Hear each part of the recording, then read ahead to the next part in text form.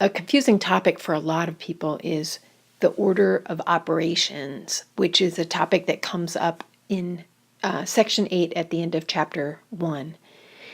And we'll start, first of all, by talking about what we mean by operations. And what we oftentimes mean are just the arithmetic operations that you know about, like multiplication, division, addition, and subtraction.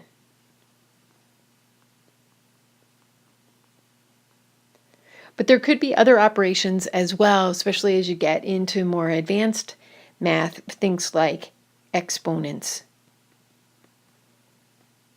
Okay. Even square roots, other kinds of things.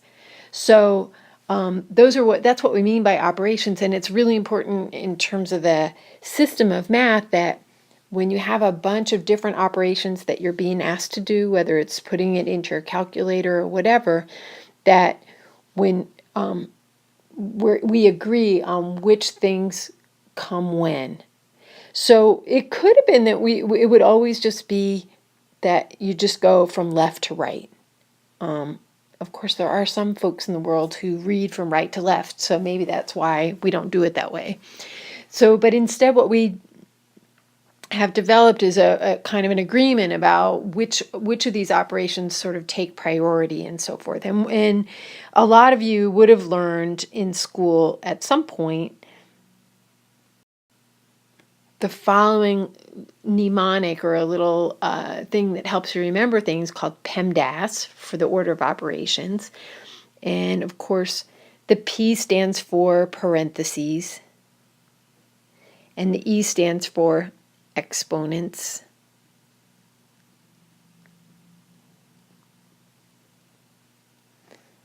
The M stands for multiply. D for division, A for addition, and S for subtraction. When I was in school, maybe some of you learned it this way too, they used to give us a phrase called, "Please excuse my dear Aunt Sally." And that was how we remembered the order of operations. And it turns out actually that there's something that's a little bit misleading about this thing that all of us learned to help us remember the order of operations, and I want to talk about that just really briefly. So here we have PEMDAS, which is supposed to help us with thinking through our order of operations when we have a lot of numbers where we're supposed to use different kinds of operations on it, and there's this whole string, and you have to decide which comes first and which operation you're going to do second, and things like that. And it is a little bit misleading, though, this PEMDAS idea, because in many ways, multiplication is kind of similar, maybe even the flip side of the same coin as division, and I'll talk about why that is for a second. If you say that you want to divide something by 2, there is a multiplication problem that really does exactly that. It's really the same thing, and that would be to multiply by a half. All right, and that's just one example. It's true for lots of different things. That you give me a division problem, I can give you the same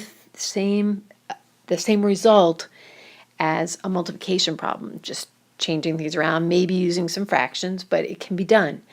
And so in that way, division and multiplication are really kind of the same thing in a lot of ways, and we don't usually think of it, but it really is. The same is true for adding and subtracting. So if I say I want to subtract 6 from something, okay, well, that would be the same as adding, and again, here you need a little bit of facility with integers, the positive and the negative integers. That's the same as adding a negative 6. Subtracting a 6 is the same as adding a negative 6. So you give me a subtraction problem like this, okay? And I can give you the same result as an addition problem, but maybe just using a negative integer as in this case. So in that way, too, subtraction and adding are kind of the same thing. So the bottom line is that when you think of PEMDAS, you really should think of it this way, that it's not just PEM and then D. M and D are sort of the same, right? So whenever you encounter a multiplication or division problem, you do that after you do the exponents and then before you do anything else. And then similarly, you should think of adding and subtracting as kind of in a block together, so that whenever you encounter an adding or a subtraction problem, that really is going to be one of the last parts of the big long string of operations that you would do. So let's just try an example. Here's a problem that really kind of tests whether we understand this finer idea about PEMDAS. And it involves, we've got an exponent of 2 here, we've got adding, we've got dividing, and we've also got some multiplying going on. So there's a lot going on in this problem. And so I'm just going to write my idea about PEMDAS just up here.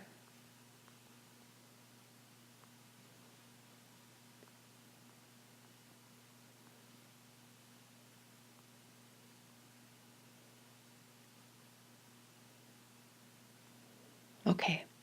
So first of all, there are no parentheses, so we don't have to worry about the P part of PEMDAS.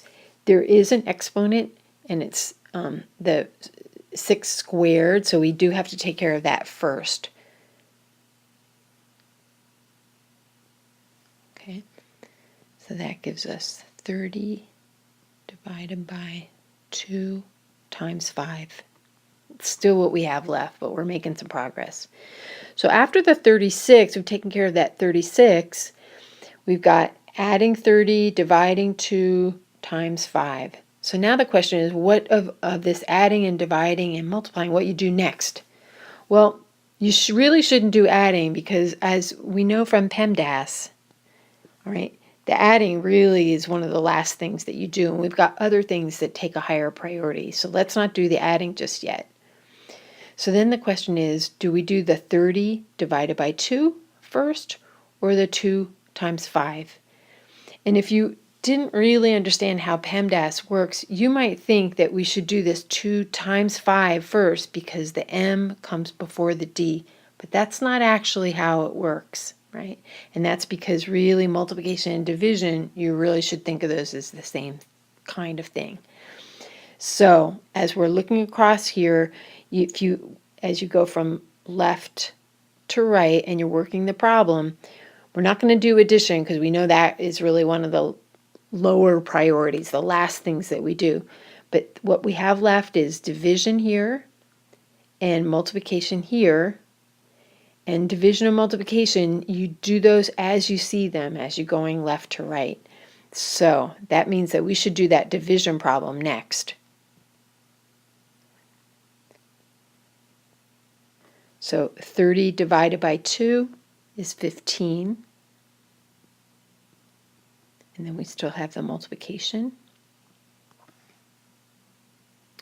All right, to finish the problem, we've got adding and multiplying to do next.